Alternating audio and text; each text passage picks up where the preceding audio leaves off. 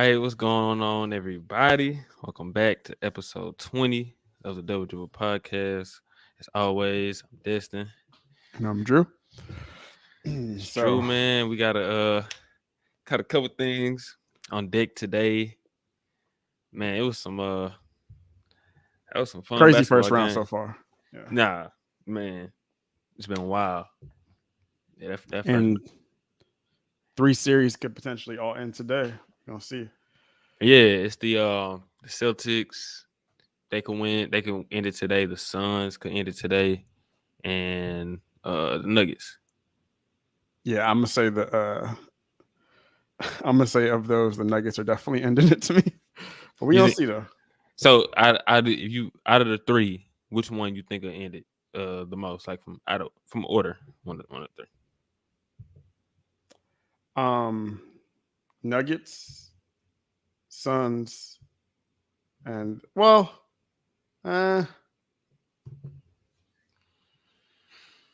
yeah, I'm gonna say Nuggets, Suns, and Celtics. I think they're all ending today. Let me just be clear on that. I think they all ended today. But if I think any of them is like for sure, I just like we were both watching that game. That game that the one game that the Timberwolves were able to win. But and they tried to lose it, man. Like how many ways can you try to throw a game? And I really thought they were gonna lose when overtime came. I was like, man, pack this up right here, just like end your season. Nah, right for now. real. When it went to overtime, I was like, yeah, because it's like they tried to lose that game. Like they was, like what's his name? Cat. He kept like fouling. Cat's man, he makes the worst. Like it doesn't even make any sense. Some of the fouls he makes. Like he like Jaren Jackson, but at least Jaren Jackson he plays great defense with it. Yeah, Jaren Jackson makes gets fouled because he's trying to play defense and he's over aggressive. Yeah. But like Cat just be careless, lackadaisical. Like you're not stopping anybody. It's not even like he's making a mistake and fouling somebody while trying to make a great defensive play. Yeah, he's just being careless, and it's usually like it's not even just that. I'm trying to remember. I think it was Porter Jr. hit some threes. Jokic hit a three, and it's they down one, and Jokic is about to shoot free throws. I'm thinking, but he missed one of the free throws. So yeah, he saved them. Yeah, he saved them really. Yeah. Cause I thought he was gonna hit both those and it was gonna be wrapped. But yeah, so yeah, that just gave me no. I don't know. What were you gonna say? No, go ahead. No, that just gave me no confidence in the Timberwolves. I mean, Ant's been playing great, but the way Cat's been playing, the way that they've collectively looked as a team, I have no faith in them pushing this another game. So we'll see, but maybe Cat's due for his one game that he hasn't really had yet. I don't see it. He's been pretty disappointed. I thought that they had the talent to make this a competitive series. I didn't think they would win, but they have the talent. Like they have number 1 pick in Cat, who's an all-star. You have a defensive player of the year caliber center. You have another all-star, Anthony Edwards, who's been playing like it. But yeah, I actually gave them 2 games in this series. I mean, they ended up at least getting 1. I remember I did change it initially. I said 2 to start the series, and then I think it was after game 2 is when I changed it to. I said I think it's gonna be in 5. Oh, because I think we were going back and forth with Justin. It was Justin, right? Oh yeah. Yeah, and he was like, "Man, you really see them getting the game even?" And I'm like, "Yeah, I mean, now I didn't see them getting it like that." But but no, I didn't have a single series going being a sweep. I don't think you did either, right? Did you have anybody sweeping? I can't remember. No, I don't think I did. I don't think I did. I had because at first I picked Philly to sweep. You remember? I picked Philly to sweep, and then you did, yeah. And then I said, I think Doc gonna lose them a game, but. I mean, they swept. We both, yeah. I thought they were going to lose the game too. I thought they were going to lose game 3, but yeah, they swept them. But they swept them in the weirdest way you could possibly. You would never going into the series think that the series is going to be a sweep, and the way it's going to happen. Exactly. The way it happened was like it didn't make any sense. Like I thought for sure that game was going to be game 3. when Harden got kicked out and B was playing terrible. That boy, Hey, Sonic Max. Sonic Max. Did Man, what he had to do. nah, but yeah, like that series, like the Nets are in disarray, man. Yeah, Like they got swept back-to-back years. They got swept. They lost the trade. The player that they traded for can't even play. Like I don't even know what to say for that franchise, man. give me just a second. Hold on. But yeah, I gotta mention because I know we haven't done one of these since I think the last time we did one was after game 2, I want to say. And man, what? The focus on these groin shots around the league. On which one? Like the groin shots, the focus on this around the league. Like my God. Like this thing came out of nowhere, and it seemed like it's like a thing now. Every other night, it seemed like it doesn't make any sense to me. It's like the official just kind of decided like suddenly. I don't even remember this being an emphasis at all during the season, like in previous years of this being like such a of course I'm gonna say it again that Harden ejection was the worst ejection I've ever seen. Because to me that was a basketball. Even if it was an offensive foul, it was a basketball move, right? It wasn't like it was out of bounds, no play stops, and he just like you getting into it with somebody. Like it was while the game was being played, and he does what a push up, which he's done before, which many guys have done, and he just acts, unintentionally pushed him in what may have been, it's private area, but yeah, but then he of course sold it, and then that was it was an instant ejection. Didn't make any sense to me, but I felt like. No, I was gonna say that was terrible. That ejection, I thought it should have been an offensive foul and leave it at that. I know you said it could have been an offensive foul and the technical. I don't even think it should have been that. Like he just made a basketball play. Yeah. He hit him. Okay, that's fine. Now it's a turnover, offensive foul. Brooklyn ball. They're gonna throw Harden out the game. It felt like it was like a makeup call for what they missed against Embiid for intentionally kicking Claxton. What was bothering me is I remember like all after the day after all the freaking shows all around like national media, they were all talking about it. Damn near everybody said it was a terrible call and like one of the worst ejections they've seen. But then they had on the jump. I remember they had like the head of the referees, I think Monty McCutcheon. They had him on there. And this man gave the most. Oh my gosh, man! If you get a chance to listen to his defense, he was saying that it was the correct. He was saying it was the correct call, but it was like you could tell he was BSing in the wording in which he described how it was the correct call. It was like man, he basically said that he was lying too as he was describing. He said the Harden had both hands on the ball, and then made like an unnatural play.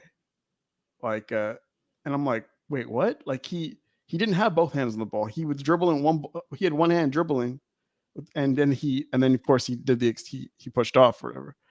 But yeah, he was basically lying about how the play went down. And then he said that intent doesn't matter. It's simply about the outcome. And I remember Zach Lowe was like, wait, so if I throw a punch at somebody, as long as the punch doesn't connect, I'm good.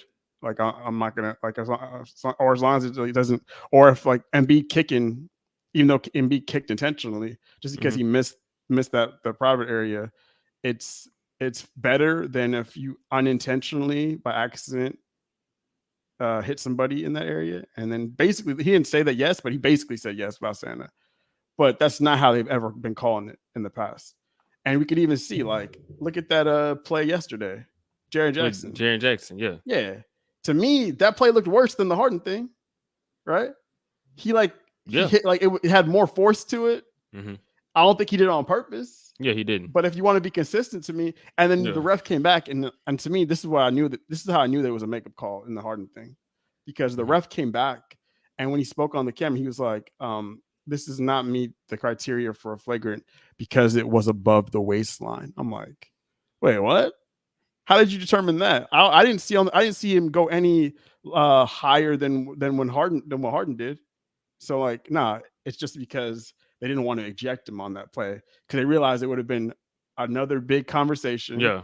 And Unintentional. especially in that close of a game. Close game, you eject Yeah. their best defensive player, Mhm. and of course it's going to be everyone's going to be talking about it again the next day. Like, oh, another guy got ejected for an unintentional groin shot. Yeah, exactly. Like, I don't think that it's going to be I don't think we're going to see that guy just keep on getting ejected for that unless it's like clearly like looks intentional. But like the Dylan Brooks one looked like, Yeah. and plus Dylan Brooks has the rep too. Yeah, he has a history, and like you there's know, like all that. if he was just a random dude, maybe you could believe it. Yeah. But the fact that he had all this stuff, John back and forth with LeBron, Yeah. so, it makes it believable. Yeah. All right. So we could get started. It's another we're gonna skip our first segment for now. We're gonna move to this. Actually, we're gonna start with the De'Aaron Fox one. Start with that one. So yesterday it came out that De'Aaron Fox had a broken index finger from the game that happened Sunday. That was a great game. That was Sunday, right? Yeah. Yeah. Sunday he was hooping, and they said his status was doubtful for game 5 in this 2-2 series, which is a great series. But just about an hour ago, maybe an hour and a half ago, it came out that Fox said he will be playing in the next game. And he's gonna be playing through the injury. I'm sure they probably gonna have his finger taped or something like that. He better. I expected it. Like, yeah, it just wouldn't make any sense to me to sit out. Like, if you sit out in this game, this is your first time making the playoffs in your career. Franchise ain't been there in forever. It's a fracture on your finger. It's your shooting hand. It's index finger, but like, it's not gonna get any better, right? There's ain't no rest in it, and it's probably not gonna get any worse really either. So you might as well go out there and see at least see how it feels. This isn't, this is game 5. It's 2-2. You're going to be back at home. See how you can. To me, it makes sense to at least to not sit out any games because you could try and adjust and see how it feels. Maybe it actually isn't so bad and you're able to play well through it. But if you sit out this game and then you come back, and let's say y'all lose, you come back in game 6 and you're down. It's an elimination game. You're gonna have all that pressure on you to perform, and also for the first time, also try and adapt to playing with this injury. Nah. Go out there and like see how it is, and you can at least adjust to it, and then maybe game 6, you actually you already know how to deal with it, and so yeah, to me, I think I'm glad he's playing because like if you look at the course of history, especially with the Warriors, they have so much injury luck, it's ridiculous. Like every time somebody giving them work, every time they about to get defeated, every year, man. Every year, man. And damn near every year. It's crazy. And then when we got the notification yesterday and I showed you, we were just like shocked. It was like, ain't no way this happening again. The Warriors got the look of the Irish on their side. But I'm glad that De'Aaron Fox, he giving it a go. He tough. He played out here in Houston, so I know he tough for sure. And that's the Kings right there. Yeah, how you think the series will play out now though? Because I know without Fox, we were saying, oh yeah, it's over. But now that he's gonna play in this next game, potentially play the next, the rest of the series, how you think the series will play out now? Because I know you had Warriors in 6. Hey, I'm sticking with my prediction, man. I would have loved the Kings to have swept them because I don't mess with the Warriors like that. But yeah, I mean, the way the series has gone, it's been the home teams are winning, but I feel like the momentum, not just the momentum, now we have the injury factor. It's all going on the Warriors side. Yeah. We saw a lot of youth and inexperience as well from the Kings when on the road. A lot of we're seeing guys as well that they counted on during the season not show up, like Kevin Huerter, aka Joe Harris, which I've been calling him now, because man, he's what is he? I think he was 7 for 21 for the series. Terrible. And yeah, he's giving them nothing basically. And yeah, I don't see any reason to switch up on that. To me, it feels like, yeah, I feel like the Warriors gonna run off 4 in a row and backdoor sweep them. But yeah, I mean, backdoor sweep. Man, see, I forgot what my initial prediction was. I I think it think you was had it Warriors in 7. Warriors in think 7. yeah, I think I'm a you did. I think I'm gonna stick with that. Without Fox, I didn't see how the Kings could actually win this next game, even though the Warriors terrible on the road. Fox been killing them, but I think just the fact that Fox is playing, I don't think he has to necessarily just be great, but the fact that he's playing, his teammates, I feel like they're a tight knit group. They're gonna rally around him, and like some of the role players that have been struggling, like Kevin Herter, I think he's due to have at least one good game, and it would, I think it would have to Right. be this game at home. Like he's been struggling. He's a great shooter. He's a good player. He's just been trash like this whole series. If it's But gonna be a game, it would be this yeah, game probably, right? yeah, it would be this game, and I expect Fox to contribute. I don't think he's gonna be his amazing, as amazing as he's been this series, but he's gonna produce something. And role players play better at home. Golden State, they aren't a good road team, even though they have the experience. They're a championship level team. I expect the Kings to win this next game, but I do think I can't just say the Warriors won't win this series. But this next game, I want to see them light the beam. All right, we can move on to this next topic. I'm gonna bring in a special guest, decided to pull up, and here we go. That's my pops right there. Appreciate you pulling up. Hey, good evening, young man. How y'all doing? Pretty good. How are you doing? Hey, the pops. I'm doing pretty good. Pretty good. All right, so yesterday, we found out the Rockets hired Ime Udoka. We talked about this a little bit before. The candidates, it was Frank Vogel, it was Nick Nurse, and Ime. And I was at the barbershop today, and then before I could even say anything, my barber, he came to me. He said he hated for the Rockets. I'm like, wow. I was like, Ime a good coach. He was like, it ain't about that. He said, you don't want that kind of man in your locker room or around your organization. He said him personally. And when I first got the notification about the hiring, I said it's a good thing. I mean, he's a good coach. His first year with the Celtics, he helped develop them and bring them to the finals.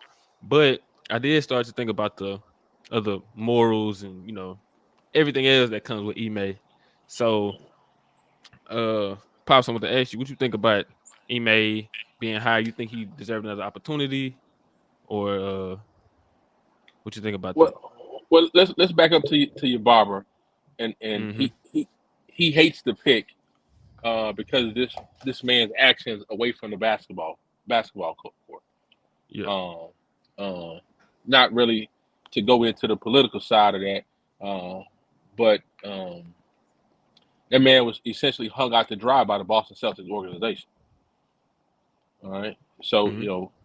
there's a lot to unpack there in relationships, office things that happen in the professional world that happen, uh, that he's been critical of, that happens in every profession. But the bottom line, the NBA is in the business of results. It's in the business of relationships. And you mentioned Nick Nurse and Frank Vogel. Um, these guys are disconnected. Let's start with Frank Vogel. Frank Vogel had a young team with the Lakers when he took over. LeBron was there. They won the championship in the bubble. We had a young guy. He couldn't get those young guys to buy into philosophy. He couldn't move the needle with those young men. Okay. Nick Nurse, I forgot where he was, but a lot of these guys are disconnected from the players that they can galvanize. So now you come back to Ime. Okay. Brad Stevens for years tried to make young talent work. He couldn't get it over the top. They finally said, you know what? We really, really like Brad Stevens. We're going to make him the team president, and we're going to promote Ime. In one season, Ime took them guys to the finals. You know what I'm saying? It's hard for Jason Tatum and Jaylen Brown to play together. They essentially the same guy. Tatum maybe a little bit more polished, a little more Low key. talented. You know what I'm saying? Yeah. Jaylen Brown is turnover prone, but he's going to stay aggressive. He's going to go at you. He's going to try to put his foot on your chin. So now, what do you have in Houston? You have young guys you have young guys that need to be pushed. You need to build Mhm. relationships, trust in basketball people. So you got to be able to separate the business from the personal. Ime was a great hire, I think, for the young team. Yeah, Rocky got a lot of young talent. It needs to be honed. It needs some stuff that needs to be held more accountable. Maybe Silas didn't hold him accountable the right way. But for somebody Oh, to sit back, absolutely not. you know what I'm saying? Mhm. So Ime is the guy. Remember who Ime was trained by? Pop. He You know, did. Pop Yeah, he was Pop yeah, held Tim Duncan accountable. yeah. And Tim Duncan is, if a better argument is, top 1 or 2 power forwards in the National Basketball Association in the history. Yeah. And he treated him like he was a water boy sometimes. So Papa ain't care. So in my opinion, outside looking in, all things aside, Ime was the best hire among those candidates was given, in my opinion. Um, some may differ, but this is the business of winning basketball games, not the personal life of what he had going outside of basketball. And just to touch on that just a little bit, remember, Boston hired a firm to come in and investigate him sleeping with somebody allegedly wife that was high up on the pole in the organization. So they in turn put everything on paper to try to get him out of there. And the reason why they didn't fire him in the beginning because they was trying to negotiate a buy because they fire him, they got to pay him. So they Yeah. negotiated a buy by suspending him for a year and trying to figure out the legal side of that because those guys are still protected. So that was the game. Ime was never coming back. They just had to work out the financial details of it. So Ime was perfect for me out of those 3 candidates. I think you'll see some growth and probably in the next 4 or 5 years if they get a veteran there, somebody to steal that locker room, not John Wall who talk about the guys that try to help them, or all these other guys come in and help hold those guys accountable. Why do you think what's the guy in Miami stood around for 20 years? Pat Riley? Pat Riley? No, the player, UD. Oh yeah. Oh, Haslem. Haslam. Yeah. UD hadn't had a significant role in 10 years probably. Yeah. But they had a lot of young guys come through there, bring some veterans in there. UD was around there to kind of step in that locker room, and they've had stability there. Eric Spoelstra, they still got some work to do, but you need guys like that, and hopefully Ime, from the coaching standpoint, can hold those guys accountable. I agree. I think. Well, I disagree. I partly agree with you. So I do think that Ime will hold them accountable because I think that leadership and talking vocally being a leader, because I know like with the Celtics, he would call out Tatum and Brown in the media, even like he'd be really like direct as far as like holding people accountable, stuff like that. So that's something that we definitely wouldn't see from Silas.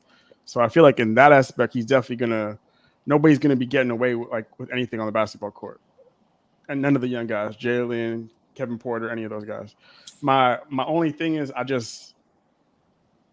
I'm skeptical. I'm sus. I'm a little bit. I don't know if I trust him though, because who knows if something with this story comes out later. Nobody knows the full details yet, right? What if something comes out and it becomes a distraction, like the actual story? Now that we hire him, oh dang! Now somebody breaking story. This is what really happened with the Udoka situation. That could become a distraction during the season, possibly, or it could be something like. And I'm not saying this is gonna happen, but it being the youngest team in the league and him having done that, and like this is what I don't like, is that it was his first year coaching. Your first year as a head coach, and this is what happened. Like that to me is a little bit like, damn, like you really messed up like that in your first year. But I know it was away from the basketball court, but it was a risk that he took, right? And so like that happening, it could be something that maybe, let's say they get into it during the season, one of these young dudes could throw that back in his face. It could be like an issue possibly. That's the only thing as far as like me not trusting him as a hire. I was leaning more to Nick. Oh, what were you gonna say? Well, let me ask you a question. So the Fertitti family has a lot of money. Yeah. But beyond money that. So and these people are connected. Do you think not for 1 minute that they didn't do their due diligence and find out exactly what happened there? Maybe. I mean, I'm You sure. know, I'm sure they definitely try. because you have 32 franchises. These are 32 individual owners with money who have access and influence to get any information they want. They probably Maybe, have. but I agree with you. But I don't like Fertitta, and I also think Fertitta like probably doesn't really care. He comes up to me as that kind of dude. Like he's gonna do. I feel like he's gonna do what he wants to do. Right. And like I know I remember I read something after the story broke. It was about like the Raptors were really interested in Udoka. Like they were strongly considering him. And it wasn't like Udoka turned them down. They decided to not. They decided they didn't want him either because Right. there was a lot like a lot of the questions that were coming up was about everything. Like when and all the whole process was questions about what actually happened. Yeah. And Well, I like that. What reason? it's simmered down a little bit, so the smoke is cleared. Yeah. So remember that was still real hot. It was still kind of on fire. So we've had a year, roughly a little less than a year, and I think I would hope this man. I mean, Fertitta fan, all these guys have a lot of money, so they Yeah. don't bring about embarrassment to their franchise by hiring somebody, hiring a dope that's going to continue to do this. But it's probably much more to the story. But it really got blown up because I think Boston, in my opinion, hung him out to dry to save face for the franchise because they had to have a reason. Well, yeah. I mean, they always. I feel like any Yeah. franchise is gonna do that, though. Yeah, Remember, so like, that's my thing, though. yeah. But your caution is warranted. I mean, until he can prove you wrong, your caution is definitely warranted because the man messed up. I'm saying, hopefully he learned from that. Looks like he lost his family. A lot of things happened to him, But I tell you from being a grown up and being older, sometimes people can change their ways considering what they have on the line. So hope so with you, email. Hope so. Yeah. I definitely agree with that. The last thing you said, because when I was talking to my barber, I was telling him like, well, he made a mistake. That don't mean he don't deserve a second chance. If you look at his resume, his first year with the Celtics, I don't think nobody, especially how that season started with him, nobody expected him to bring them all the way to the finals. And I think it's a trend that I'm starting to see within the NBA with new hires. They like to bring in former players. And Ime was one of those guys who played before, and he can relate to these young players. He can tell them, what's I hope he right. has a good assistant coaching staff as well. Yeah, because I all his think, assistants still in Boston, and clearly they were good too because Boston's they still doing good with Boston. So I'm hoping that whoever he's bringing in, I'm hopefully still has some connections and he can bring in a nice coaching staff with him. But no, I really like the hire. I think he'll be really good helping these players grow up, because when you watch the Rockets play, it just seems like they're like kind of out of control. It's so much ISO ball, so much. Oh, I'm just trying to get a bucket and pickup. Yeah, it's like a pickup game. It's not a real. You see NBA talent, but you don't see an NBA team. And I think that's what Ime can bring out of the Rockets. I don't expect, especially with how the roster currently constructed, I don't expect him to bring them to the playoffs instantly next season. Maybe he can, but they still have a high draft pick. They have a lot of cap space. It's rumored that he likes Jaylen Brown. He could probably make a trade to try to get Jaylen Brown. So we'll see how it can turn out. But I like Ime hire as long as it's everything is strictly basketball. None of the off the court antics and none of that foolishness that happened that we found out last summer. Because that was crazy when I got that notification. I ain't gonna lie. Yeah, I ain't. Well, he got one shot left. They're not gonna play with him again. So hopefully he's learned. The thing about it was pretty. I was gonna say it's pretty interesting to him, for him to take a job with this team too, like the youngest team in the league, instead of going to, because I mean if he could have waited until the summer, because you never know what coach could be fired. Maybe Tyronn Lue is on the hot seat. Maybe the coach for Memphis is on the hot seat. He can probably go to one of those contenders. Instead, he chose to go to a younger team in the league, so to try to, I guess, prove himself. So That's Well, it. well, Yeah. the thing about it is, you know, maybe this was the only shot he was going to get to hire to get on a team that was young. Nobody's going to give him a top notch job coming off the things he got that he was a part of. Probably, yeah. You know what I'm saying? So they said, Yeah. okay, prove me wrong. If you're a coach, get these guys to improve. Get these guys motivated. Put us back to where we want to be as far as the organization, as far as the Houston Rockets go. And he took the challenge. Remember, you said it. He's a basketball player. Yeah. He's a competitor. So he took the challenge. Okay, I can do this. And I'm sure he wanted to get back in the NBA. So this was his map. You know, even Rick Pitino got kicked out of Louisville for hiring strippers, and he went to Iona, and this man almost he in his 70s built himself back up to get a better job. So, you know, he did it. Well, he may got to improve himself too, right? Yeah.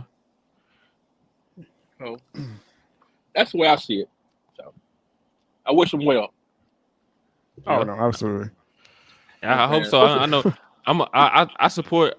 I say like a secondary Rockets fan. Drew, he more like that's just he ride or die.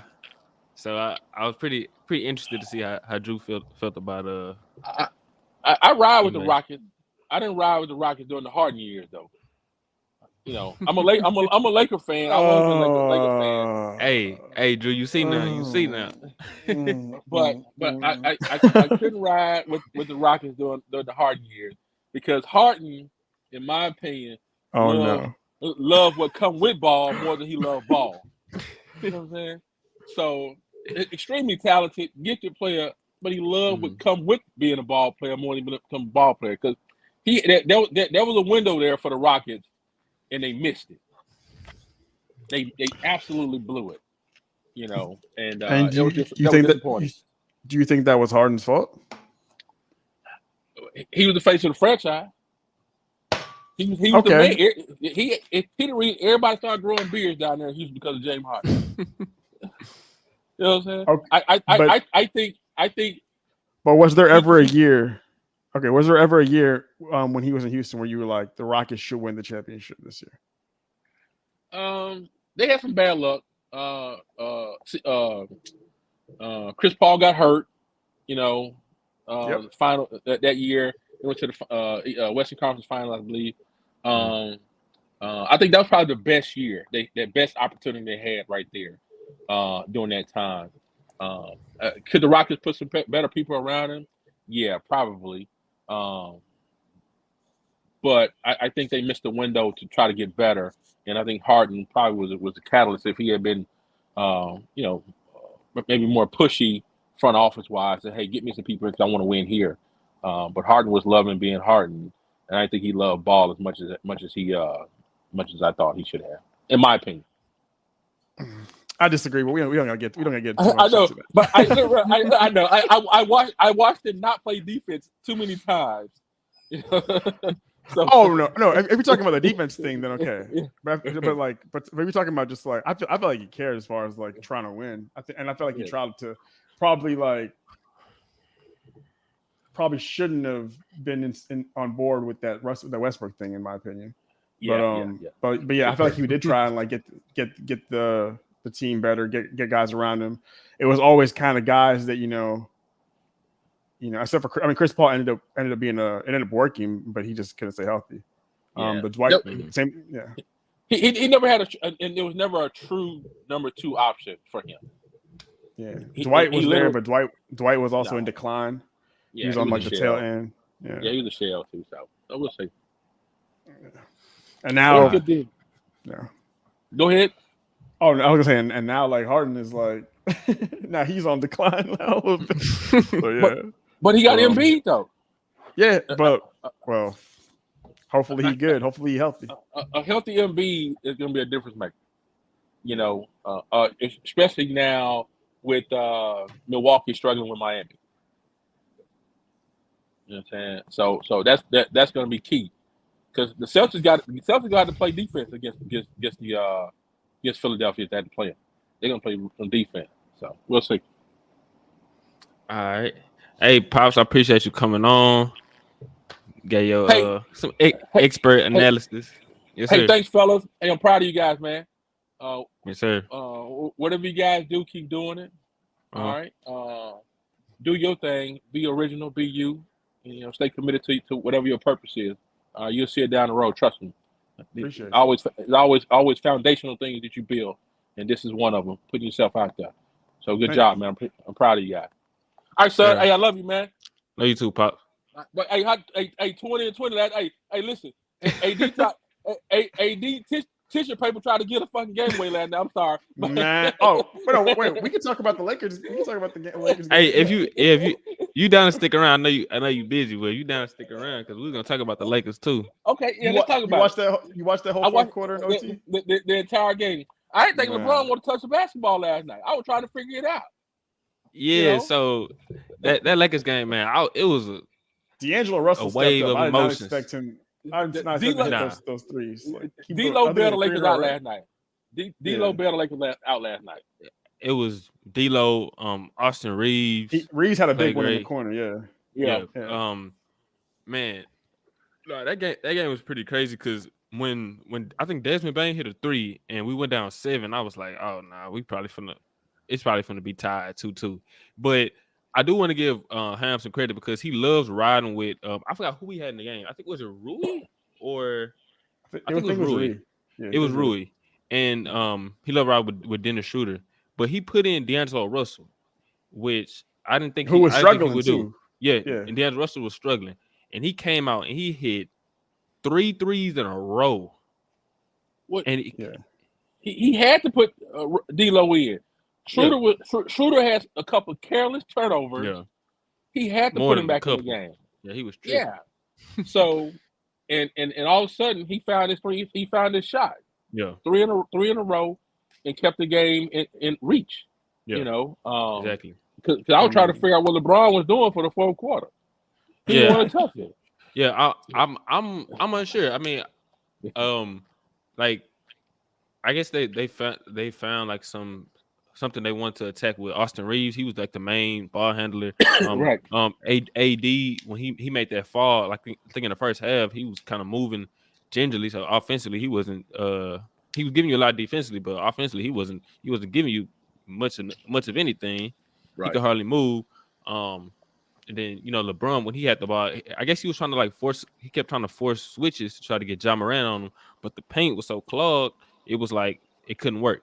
So that was a great game. I'm glad at the end, LeBron, like he just took Tillman. He just said, and then the way he had to lay the ball up because Jackson, he was blocking shots all night. He had 5-6 blocks or something like that.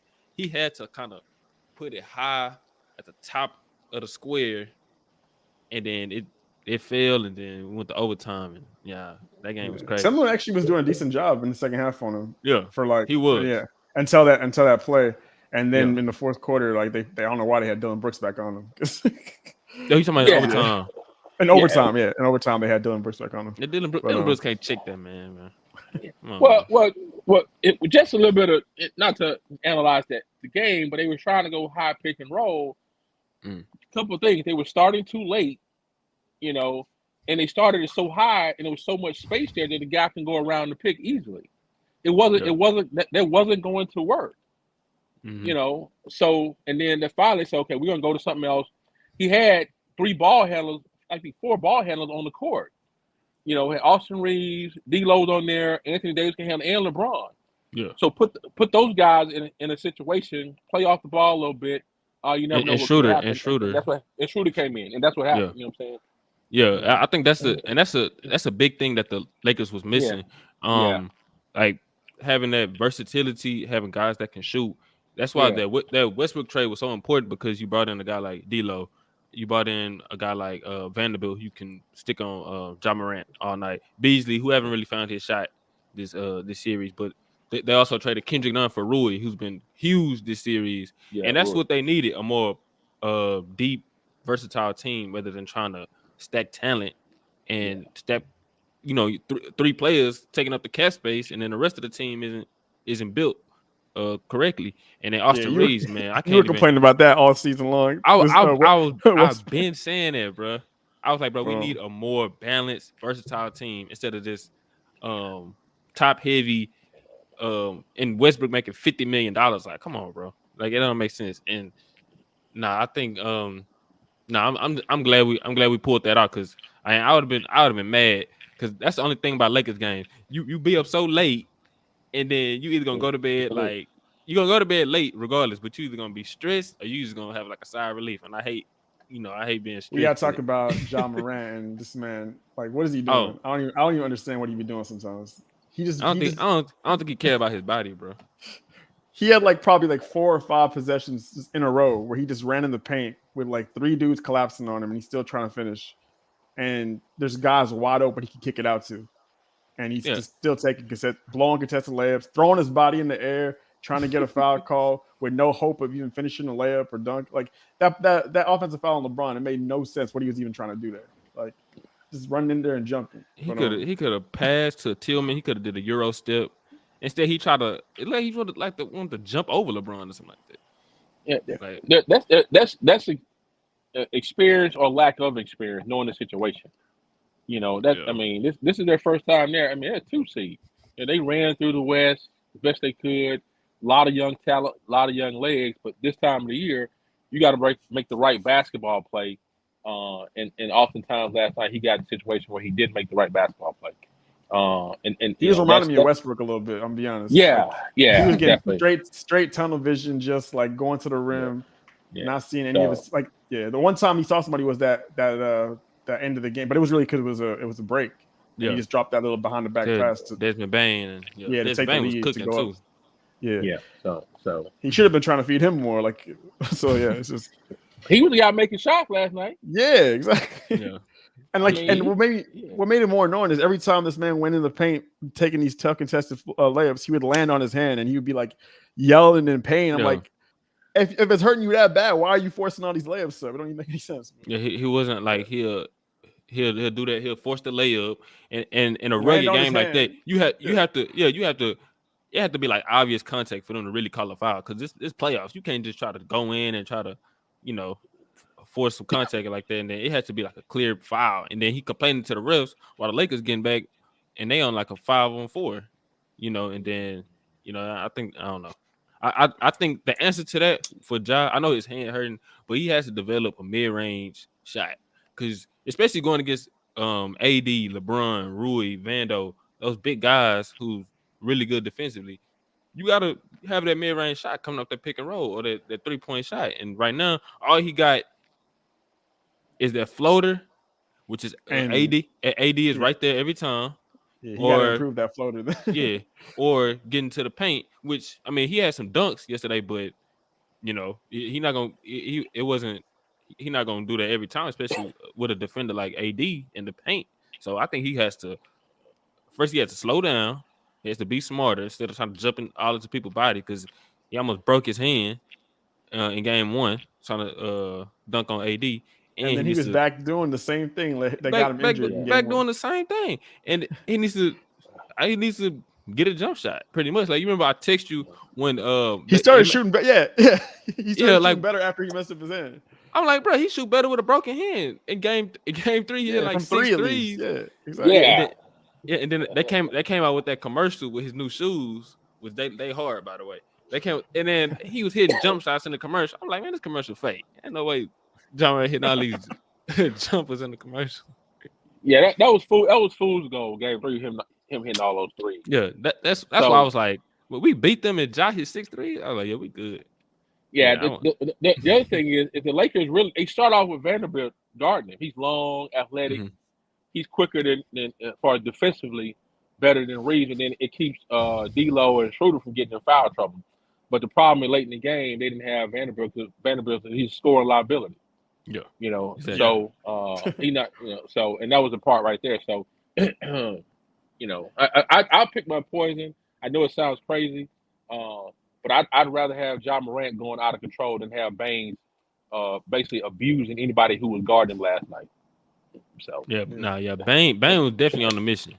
That was his first good game too. Really, like, the guy was on a mission last night. So I think it's from the Lakers side. I'm glad we won. It is a concern that I have. And that's and I know yesterday, in large part to do because you could tell how he was moving with AD, but it's just his like how up and down he's been this series. Because like in game, I mean his defense has been great throughout the series, so I'm not gonna say he's just been bad, nothing. But game 1 he shot the ball well. Game 2 it seemed like he didn't really want to be there. He had like 13 to 14 points. Game 3 he was great shooting the ball. Yesterday, he had like 11 to 12 points, and I know he had like the hip injury and he was just he wasn't just moving exactly the same. And he did get us some clutch buckets in overtime. And but some putbacks.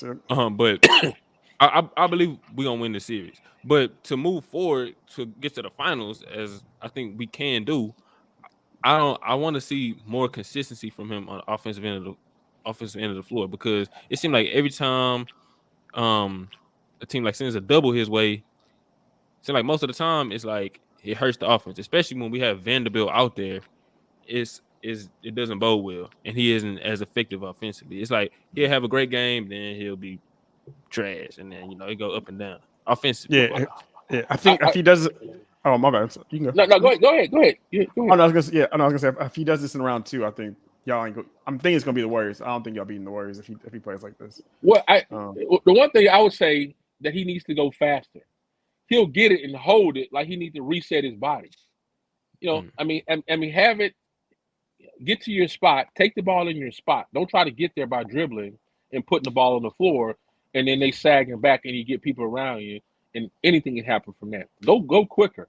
Get to your spot. Wherever that spot, wherever that shot you've been working on, get to your spot right there, and then go instead of waiting. And I think that would help him in the movement because, there was a key moment last night. LeBron drove. He was right there on the elbow, kicked it back. In rhythm, switch. He knocked it down, yeah. Knocked it down. Uh-huh. So that has to happen more for him, I think, instead of getting it, holding and trying to, facing the guy, go around and this, that, and the other. Now he got to collapse. He don't really pass well out of the double team, and now we stuck. Yeah. So that's what I see. But I think if he go a little bit faster, I think he'll have more success because he don't give it time and he can just beat his guy because he can make it. His range is really almost unlimited once he goes in rhythm and hit a shot. So yeah, I think that's part of it because when I watch some of the post games, Darvin Ham, he always said, like if AD doesn't have a great game, he always says we have to do a better job getting AD shots. And I'm not sure if that's coaching staff or AD or if it's like 50-50, but I don't know. I feel like he does a lot better when the personnel is different. I'll say because like if he's surrounded like with more space, if it's Rui out there instead of Vanderbilt, that's when he'll have like his best scoring game. But if it's like mainly Vanderbilt out there, I feel like he'll hold the ball a lot because the defense is coming off Vanderbilt and he has to read a lot more because Vanderbilt is probably in the corner and then the other guy because AD he mainly wants to score in the paint.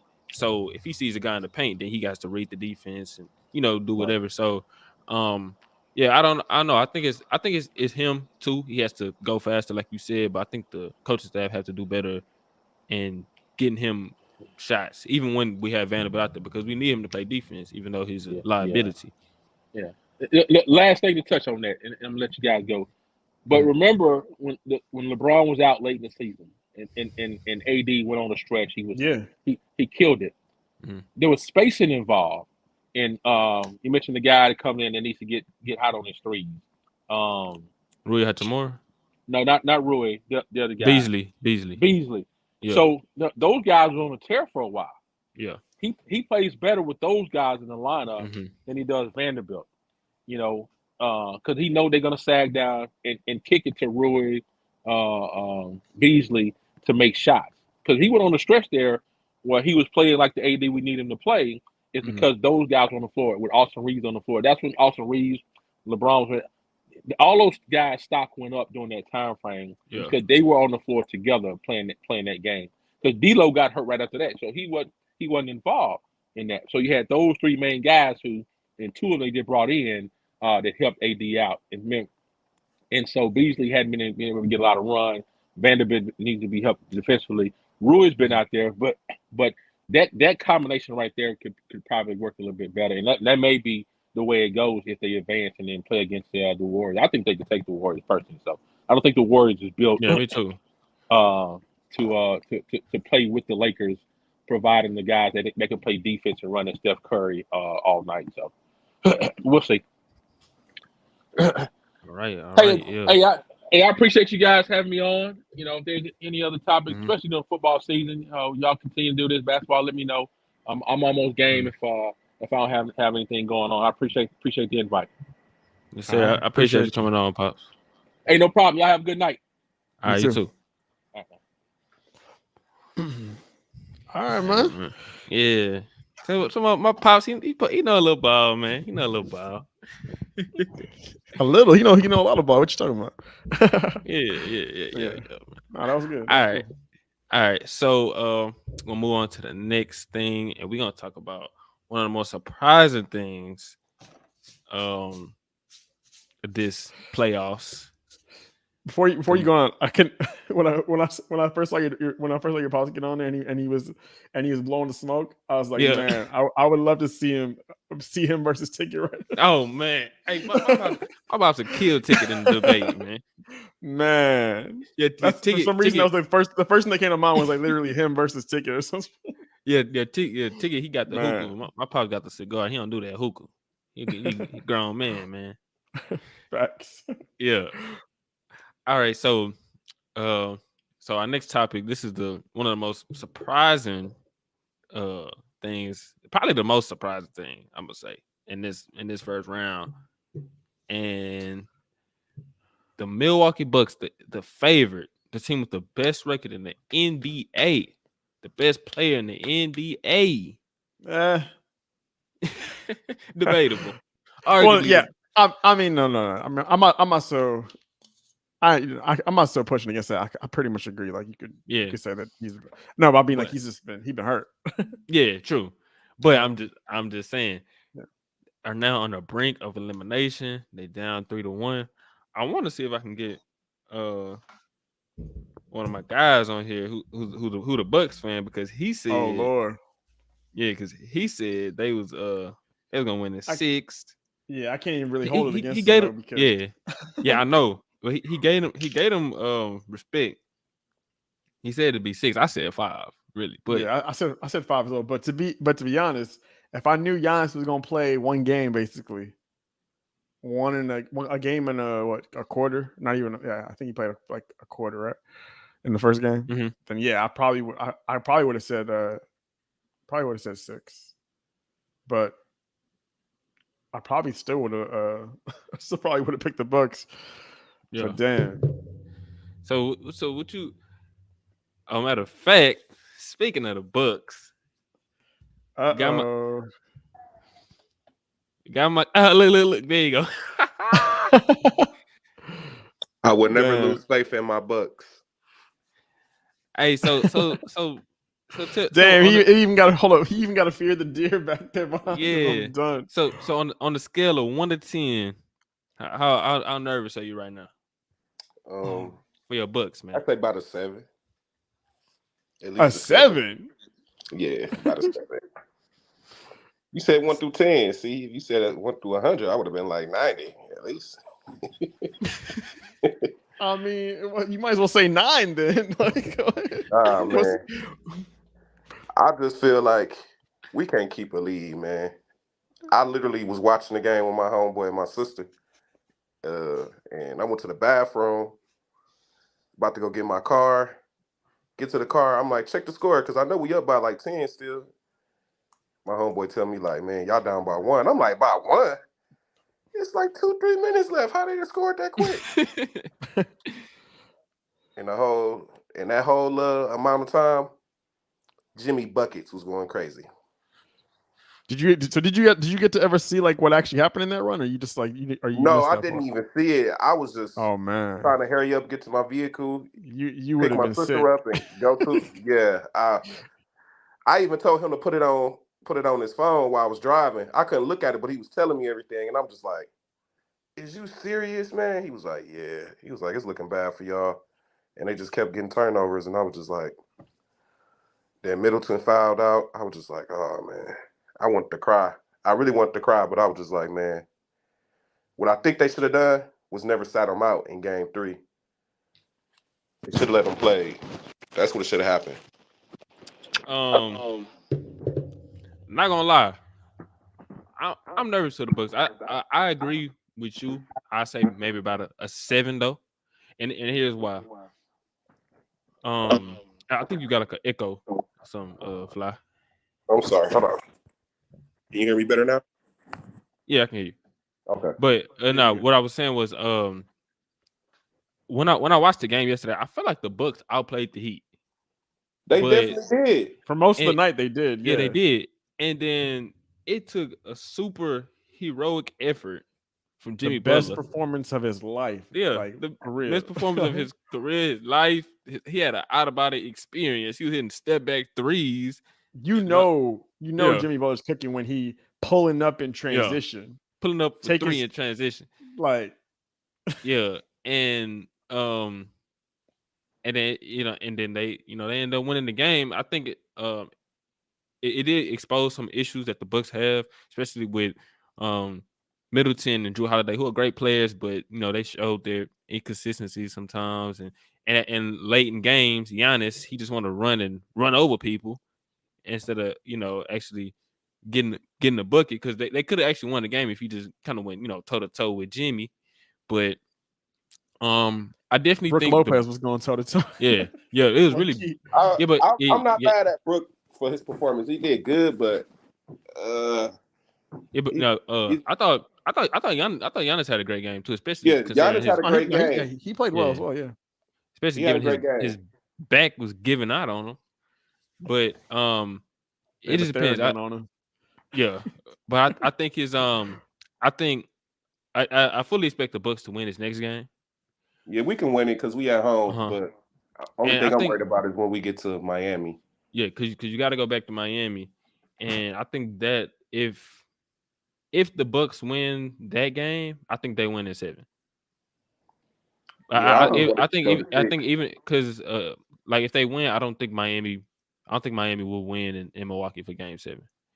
But if the Bucks win that game, if they win Game 6, yeah, if the Bucks win Game 6, I think they'll win the 7. Oh, but, I agree. I think that I fully expect the Bucks to come out, and it'll probably be a similar game to Game 2. How the Bucks, they were at home, everybody hitting their threes, they was locking them up, and Giannis, he gonna go out there in front of the Bradley Center. Oh my God, it's not the Bradley Center. I hate when he does it. Oh my God. The Pfizer Forum. The Pfizer, man. Hey, I remember watching games years ago, and they said the Bucks was playing in the Bradley Center, so I'm always call it the Bradley Center. I don't care. But I expect them to come home and take care of business. But that Game 6 definitely gonna be a must watch. Not gonna lie, because they're gonna be in Miami. Jimmy gonna be at home. But I think the Bucks can win that game if it's because it's a couple series right now that's 3-1. The Clippers, Suns. It's a lot of them. Yeah. I don't think the Clippers having any luck tonight. I'm sorry about that. Yeah. I don't see them having any luck. Yeah, I feel you. I ain't gonna lie, especially because the Phoenix at home. But with all the teams that's down 3-1, the Bucks are the team I have the most faith in to come back. And I think it wouldn't surprise me actually if they came back and won the series. But I agree. If you're counting that game, if you're counting that series, then I agree with you. Absolutely, I agree with you. But man, I just pray for the best, man. I'm just hoping that we can pull it off because it didn't have to get this far like that. To be honest, I don't even know what to say. Do you think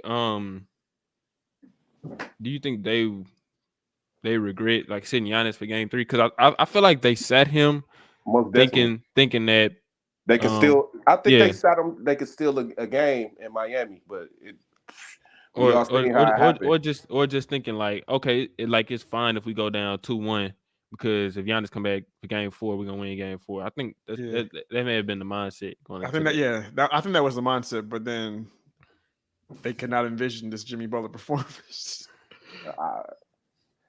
I mean, I knew it was gonna be a crazy game. I was looking at the game. I was like, he got 19 points in the first quarter. I'm like, what the heck is going on, man?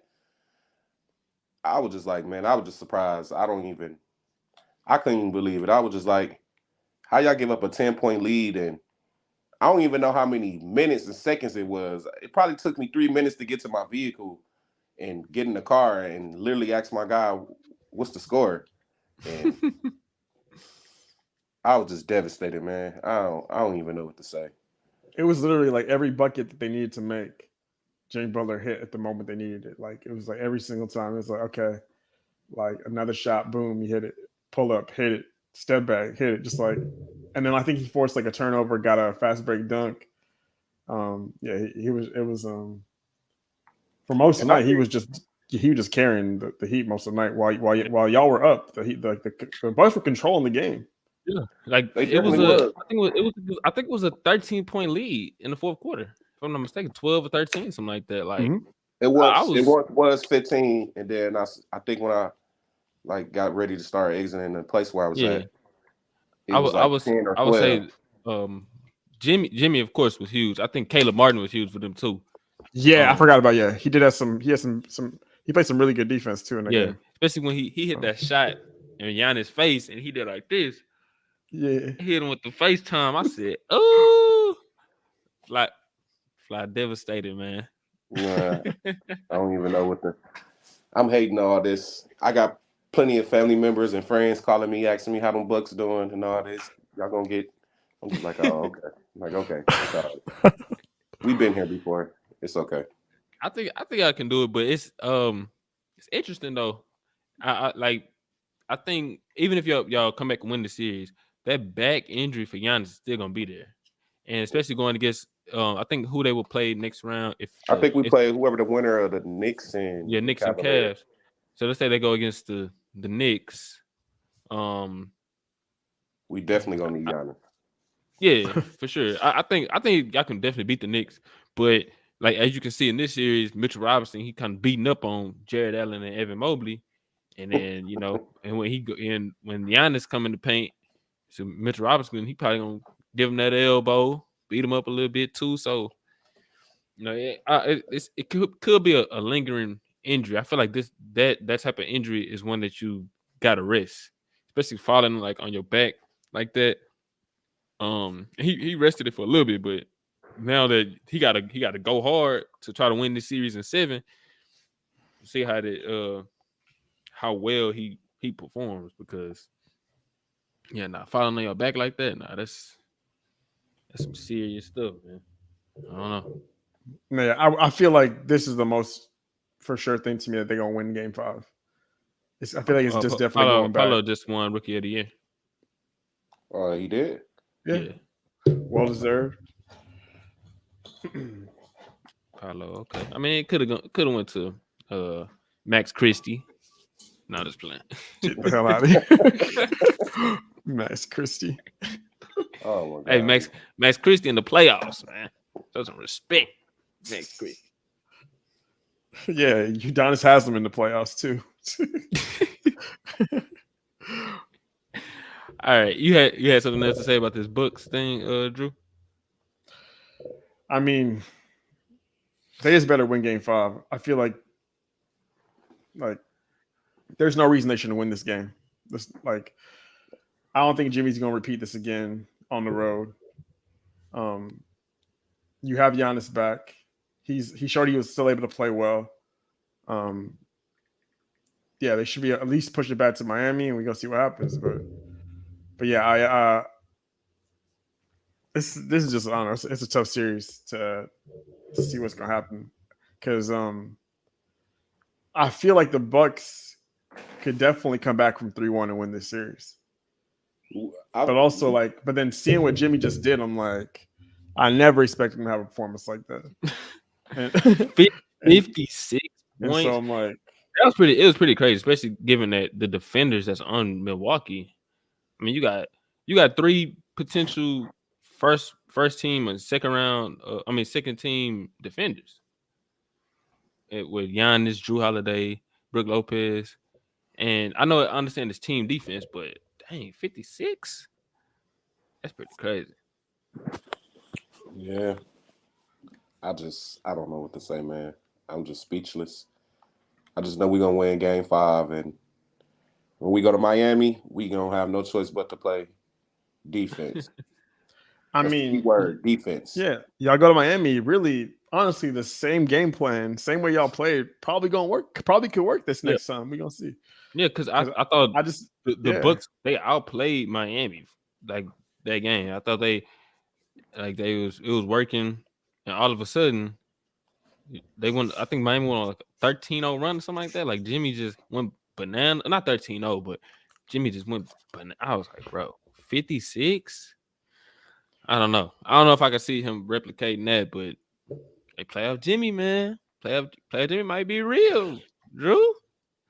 We were saying it was a myth, but it might be true, man. 56 points. I still think it's a myth, but like now it's like there's no deny. Like there's nothing I can say that's going like because everyone's gonna see that. You see that performance? Well, actually, no. You know what? You know what will make it the ultimate myth is they blow his 3-1 lead, and in Game 7 he just buns or something like that easily. Then it's gonna be like, damn, that was remember that great ass performance that Jimmy Butler had? He had a career best, and then they blew the 3-1 lead. But like I could honestly see them blowing this lead because I just feel like he had to carry so much.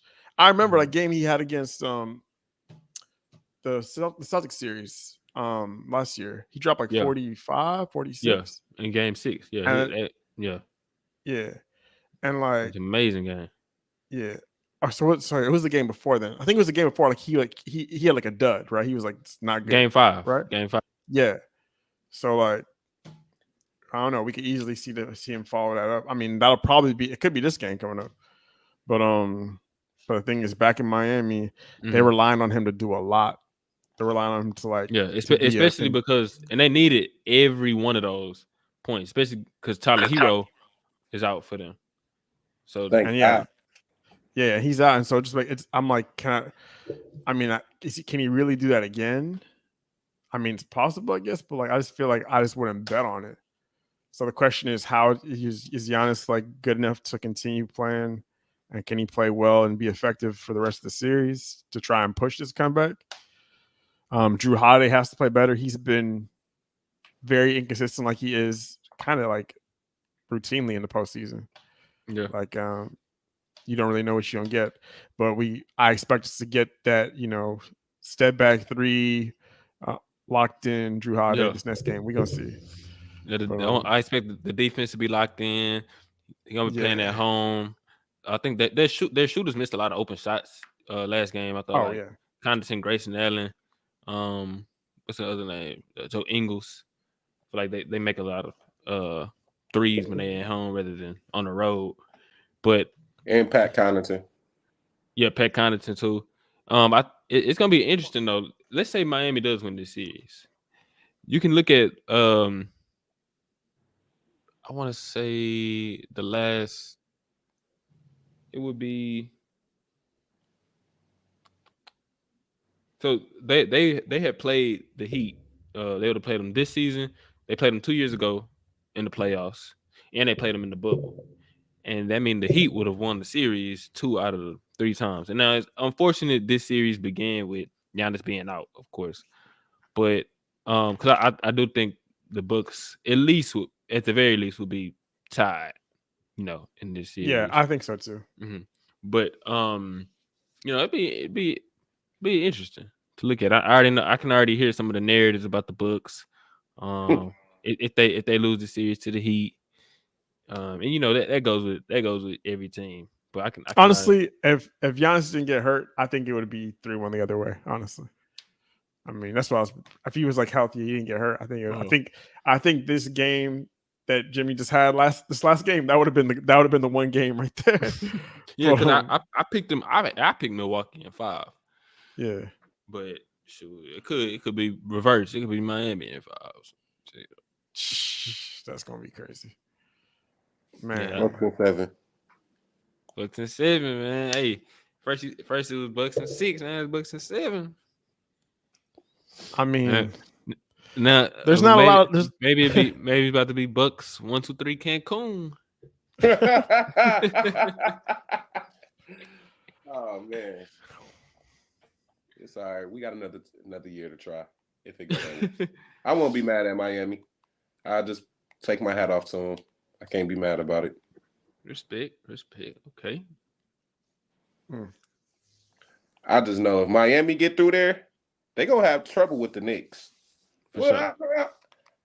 I can see it being a good series, but other than that, they gonna have trouble. Oh yeah, of course. All right, man. You have anything else to say about this Bucks? Bucks and Miami? 7, man. Bucks and 7. That's all I gotta say. Bucks and 7. What you think, Drew? Final prediction for the series. I don't know how I feel about predicting 3-1 comebacks. But like, it feels like the Bucks should come back. It just feels like they should come back. Yeah.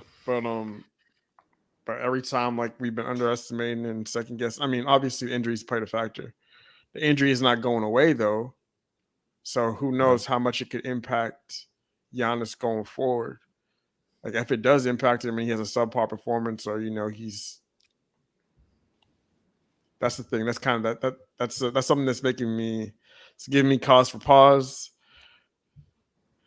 The Bucks should win. The Bucks should come back. I really do think that, but I think that injury could end up playing a factor possibly, and I think the Heat probably gonna win this in 6 now. Miami is 6. Ooh. Oh man. Nah, hold on a second.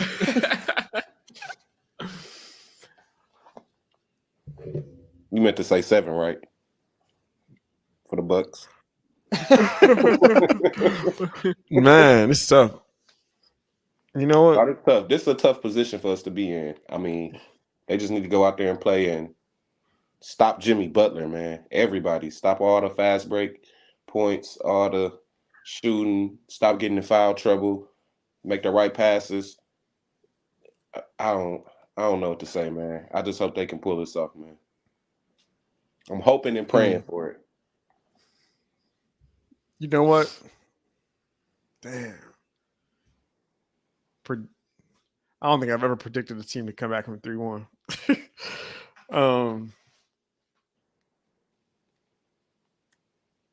Desta, what do you got? What's your prediction on this one?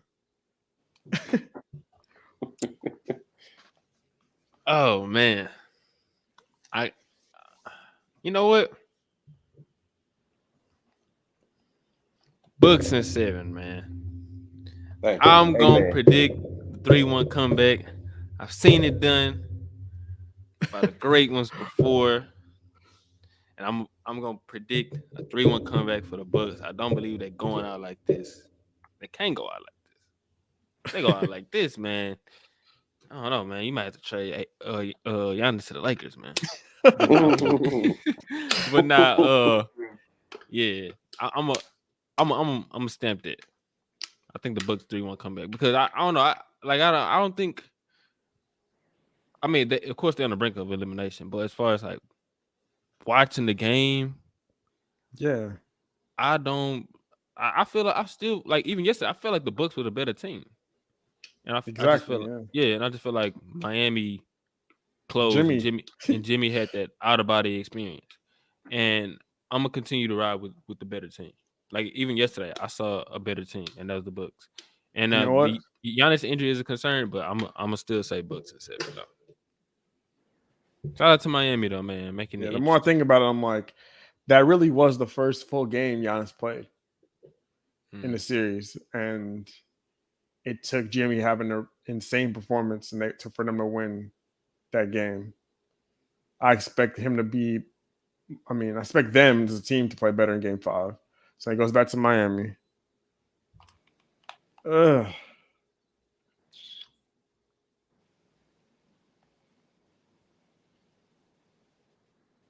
You know what? I guess we all predicting a 3-1 comeback because I'm picking the Bucks as well. I'm Don't switching say up. it because Going you feel back. bad Yeah. for me and the rest of the Bucks fans. Don't say Nah, it. it's just Feel it bad just for doesn't us. make any. This series hasn't made any sense since the beginning, and so I don't feel like why would it make sense for the Heat to win now? To me, right? It feels like it would make sense for them just for the Bucks to come back now. Like it seems like everything's just been unpredictable, but they have been. That is the one thing that's true. Like they have been the better. They look like the better team. It seems like the games that the Heat have won. It's taken some amazing efforts and fortune, and so but they are up 3-1 still. But I don't know. Yeah. Bucks in 7. We gonna see. I appreciate that. Desto, you muted yourself. Oh, my fault. I was gonna say Milwaukee. Don't make us look like no fools, man. Hey, they might, but like, I had Bucks in 5 to start the series, but that was with expecting Giannis to play the entire thing. Because I think that I thought they were the better team for sure. I can't switch up. So yeah, Bucks in 7. 7, all right. Cool. Yeah. All right, Fly. Appreciate All you right, man. tapping in with us, man. Most definitely. We're gonna. appreciate y'all. I want you to come back after this. If y'all either after y'all come back or if y'all get eliminated, don't duck the smoke either, man. I won't. All right, bro. Appreciate you. All right, man. Appreciate it. All right. So, we have one more topic, and this I guess it's the y'all can see it on the ticker down there, and Dejounte Murray has been suspended by the NBA because he contact with the They're ref. playing right now, right? And I think it's about to start. Yeah, about to start around like 6:30 something like that. But what you think about that though, Drew? Because okay, yeah, what you think about the suspension? And I also want to ask you something else about it. So what you think about that? So I guess if we go by the letter of the law, he broke the rule. You can't touch a ref. He bumped him, whatever. And I guess you could say that they're justified in suspending him. I don't think they should suspend him. I think it's stupid. I think the rule is selectively applied because I think we've seen other guys touch refs occasionally, bump into refs, and it'd be unintentional. I think that they're saying that because they're putting intent behind it, right? Yeah. He did walk up to the bumped him. I'm trying to pull up the clip. Yeah, and like Dejounte got to know better, but it's such a huge thing to do to me to like suspend in a playoff series. To me, it should be like a fine or something like that. I give him like a big ass fine, but I don't think you should suspend him unless like he really did something like super egregious, like he pushed him or did something like like Embiid or something like that. But no, like I don't like the rule. I don't like how it's being applied because. I mean, I'm not saying that this should have happened. Like, but did you see like in the game where Tatum kind of pushed the ref? He didn't really like, push him, but he kind of like exactly. He kind of gave him a little bit. And that's what. And that's and some fans were complaining because they were saying, "Oh, Dejounte got suspended, but how Tatum gets suspended?" And I honestly see it from Tatum point of view. I was telling like my friends, they were like, "Well, nah, that's because you like Tatum or whatever." I'm like, "Nah, I'm being real because like how Dejounte did it." I'm gonna pull it up actually, right quick. With Dejounte, the Tatum thing, like I think he was mad about.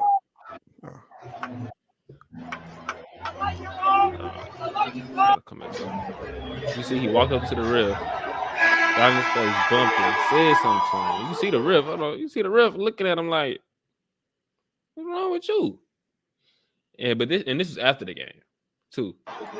So, yeah, that was, and he's still barking at the ref. But wait, what was the bump again? rule? Show the bump again.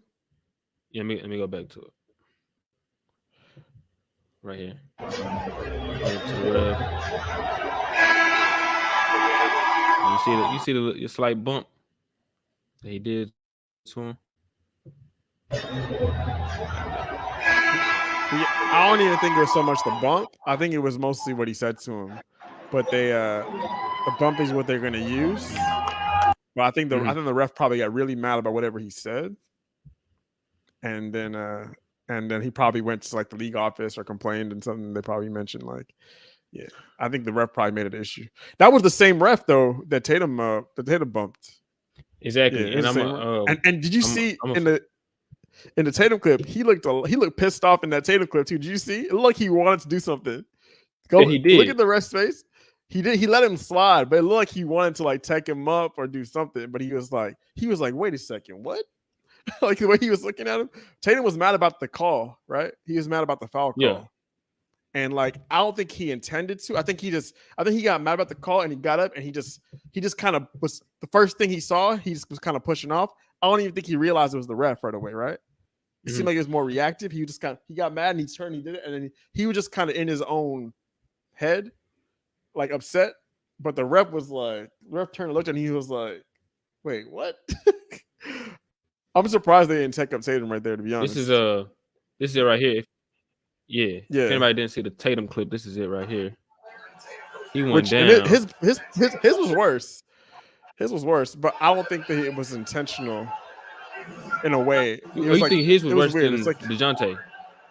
I think it looked like a little bit, yeah, because it was more of like he actually pushed him with his hands, right? While Dejounte bumped him, but he didn't even like push him, right?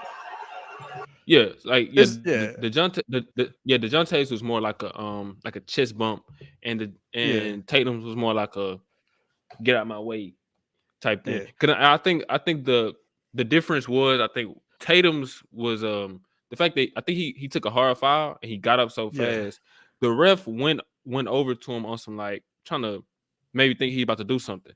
So the ref went up to him like chill out type thing, and Tatum was like, "I'm good," like that, like kind of like brushed him off.